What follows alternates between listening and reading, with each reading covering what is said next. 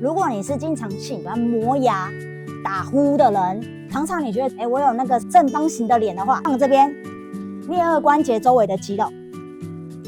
记得不要按到这里下面太多，咀嚼肌开始放，那你会发现非常的酸痛，力度不需要下太深。从这边放，你会觉得很酸痛，从这边到这边去把它做放松，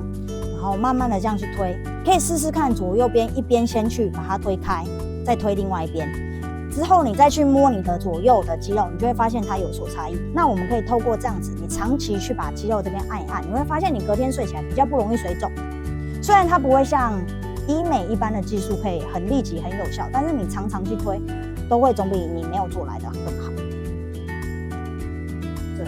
很酸啊！他是在看牙医。